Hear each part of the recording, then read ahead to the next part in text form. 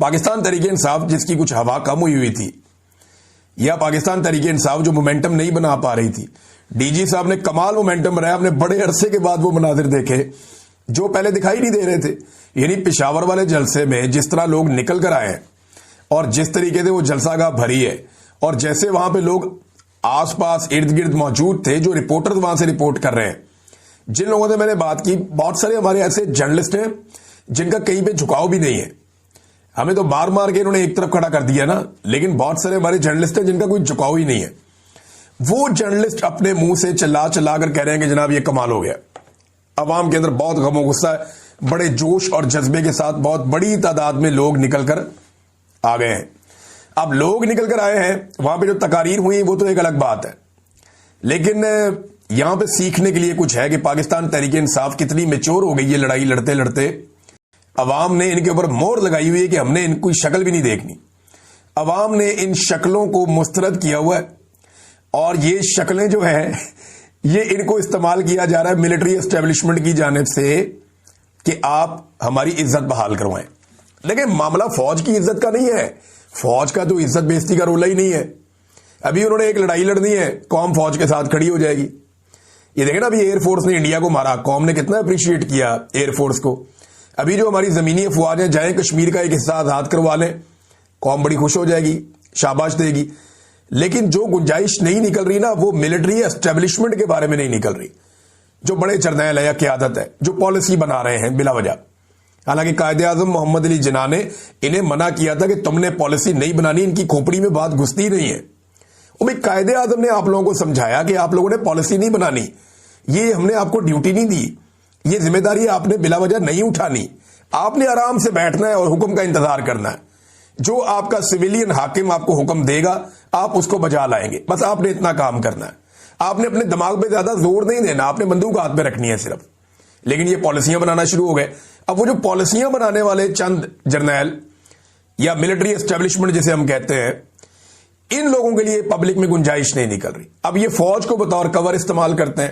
اب یہ جتنے بھی آئے نا جمہورے، یہ سارے کے سارے کیا کہہ رہے ہیں؟ یہ سارے کہہ رہے ہیں نہیں جی نہیں، وہ ہم تو D G S P R کے ساتھ 100% کھڑے ہیں، یہ ہم فوج کے اوپر حملہ بردار. فوج کے اوپر کس نے حملہ کیا ہے؟ عمران خان تو کہتا ہے ملک بھی میرا، فوج بھی میری. میں کل وہ شہباز گل کو سن رہا تھا، اس سے پہلے میں موہت پیرزادہ کو سن رہا تھا، میں صابر شاکر صاحب کو سن رہا تھا. انہی لوگوں سے آپ لوگوں کو پرابلم ہوتی ہے نا، شہزاد اکبر یا باقی لوگوں سے. تو معاملہ یہ ہے، وہ بھی یہ کہتے ہیں کہ یار یہ جو ٹاپ کے اوپر سارے غلط پالیسیاں بنا رہے ہیں، یہ آج سدھر جائیں، ٹھیک ہو جائیں، نیچے آٹومیٹکلی ٹرکل ڈاؤن افیکٹ ہو جائے گا، ساری کی سارا ادارہ ٹھیک ہو جائے گا. دیکھیں یہ ہوتا کیا ہے، اس ادارے کی یہ خوبی ہے یا خرابی ہے جو بھی آپ سمجھیں. جس طرح کا جرنیل آتا ہے نا، پورا ادارہ ویسے ہی ہوتا ہے. مشرف آیا تھا نا، انلائٹنڈ ماڈریشن، سارا کا سارا ادارہ ماڈرن ہو گیا تھا. اتنے ماڈرن ہو گئے تھے کہ بس سرے عام ماڈرن ہو گئے تھے. پھر دیکھیں اس کے بعد ضیاء الحق آیا تھا، اس سے پہلے وہ بڑا ریلیجیس ٹچ لے کر آیا تھا، سارا ادارہ نمازوں پہ لگ گیا تھا.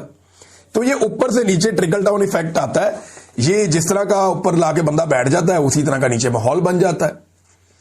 تو یہ اگر اوپر کا قبلہ ٹھیک ہو جائے تو نیچے تک سارا معاملہ ٹھیک ہونے میں تھوڑا ٹائم ضرور لگے گا، لیکن معاملہ ٹھیک ہو جائے گا.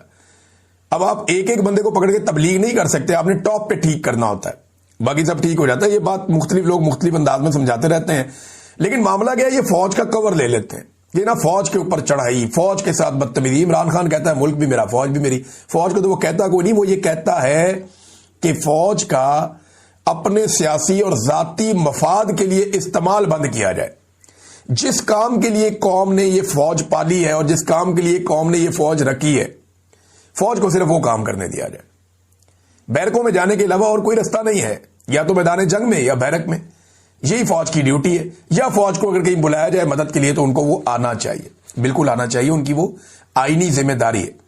لیکن خود سے وہ پالیسیاں بنائیں، اس کی کوئی گنجائش نہیں ہے. لیکن یہ سارے جمہورے بیٹھ کے اب جو ہے وہ ٹی وی چینلز کے اوپر ان کو دکھایا بھی جا رہا ہے، اور جمہورے بیٹھے ہوئے ٹی وی چینل کے اوپر بیٹھ کے کہہ رہے ہیں نہیں جی نہیں، یہ جو ہے فوج کے ساتھ لڑ رہے ہیں، ہم جناب ساتھ کھڑے ہیں، ادارے ایک جہت. اس طرح کی شکلیں آپ اپنے ساتھ کھڑی کریں گے نا، ادارے کی بھی بدنامی ہو جائے گی اور کام نہیں بنے گا.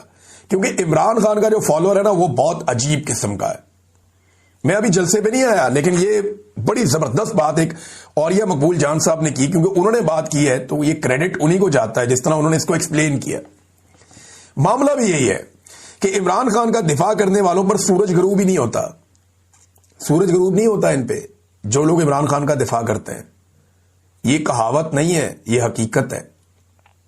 ایک طرف دیکھیں انہوں نے پیڈ قسم کے بندے رکھے ہوئے، کسی کے 15 فالوور ہیں، کسی کے 25 فالوور ہیں، بس اتنا ہی ہے، اور وہ دن رات گالم گلوچ بدتمیزی وہ لوگ کر رہے ہیں جو پی ایم ایل این نے اور پیپلز پارٹی نے یا دیگر کوئی، انہوں نے اب تو انہوں نے بھی ڈیجیٹل میڈیا اپنا اسٹیبلشمنٹ نے بھی بنایا ہوا ہے، یہ دن رات گالم گلوچ کے علاوہ کام ہی کوئی نہیں کر رہے۔ غداری کے سرٹیفکیٹ بانٹی جاؤ، تو بھی غدار، تو بھی باغی، تو بھی گندا، وہ یہ ہے، وہ سیکورٹی تھریٹ ہے، اور گندی گالیاں ماں بہن، انہوں نے دن رات ایک کیا ہوا ہے۔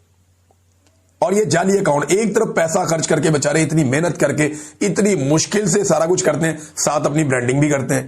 دیکھیں اس میں ایک بڑی عجیب چیز یہ ہے کہ ایک ہی اکاؤنٹ ایک وقت میں لوگوں کو گندی گالیاں دے رہا ہوتا ہے، غلیظ ترین ٹویٹ کر رہا ہوتا ہے، دوسرے کے اندر وہ کہہ رہا ہوتا ہے جی عالم اسلام کا لیڈر عاصم منیر، یا نواز شریف میرا قائد، نواز شریف کا کوئی ثانی نہیں، اس قسم کی۔ یعنی آپ یہ کیسی برانڈنگ کر رہے ہیں؟ وہ دماغ کام کر رہا ہے آپ کا کہ ایک اکاؤنٹ جو گالم گلوچ کرنے والا اکاؤنٹ ہے وہ اگلے ہی پل میں آپ کو اٹھا کر کہاں سے کہاں پہنچا رہا ہے۔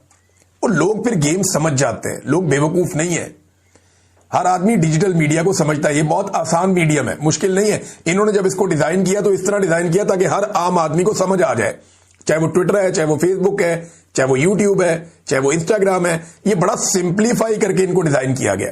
بہرحال آ جائیں، اور یہ صاحب کہتے ہیں کہ عمران خان کا دفاع کرنے والوں میں پرابلم یہ ہے کہ ادھر پیسے خرچ نہیں ہوتے۔ ناظرین، حالت نواز شریف صاحب کی یہ ہو گئی ہے انہی جھوٹوں اور انہی حرکتوں کی وجہ سے کہ نون لیگ پنجاب میں پارٹی کی بنیاد پر الیکشن کرنے سے بھاگ گئی۔ وہ کہتے ہیں جی ہم غیر جماعتی الیکشن کروائیں گے۔ یہ غیر جماعتی الیکشن جو ہے نا یہ ڈکٹیٹرز کرواتے ہوتے ہیں۔ پرویز مشرف نے جب کروایا تھا سب نے بڑا رولا ڈالا تھا کہ یار یہ کیا بات ہے، یہ کیوں اس طرح کر رہا ہے، اور عجیب و غریب قسم کے، اور ڈکٹیٹر اس طرح کے کام کرتے ہوتے ہیں۔ جو جماعتی بنیادوں پہ الیکشن ہوتے ہیں وہ الیکشن ہونے چاہیے، چاہے وہ بلدیاتی الیکشن بھی کیوں نہ ہو، لیکن کیونکہ پی ایم ایل این کو پتا ہے کہ گراؤنڈ پہ ان کے پاس ہے کچھ نہیں، اور بار بار فارم 47 ان کو کتنے جاری کیے جائیں، اب اس گلی محلے کے لیول پہ بھی فارم 47 ان کو جاری کیے جائیں، اسٹیبلشمنٹ کب تک ان کو انگلی سے پکڑ کے چلائے گی؟ اب ان کے مخالفین کو جناب بٹھا دیا جاتا ہے، ان کی پریس کانفرنسیں کروا دی جاتی ہیں، الیکشن کے لیے میدان کھلا چھوڑا جاتا ہے، پھر بھی یہ الیکشن ہار جاتے ہیں، پھر جعلی فارم 47 کے اوپر آ جاتے ہیں۔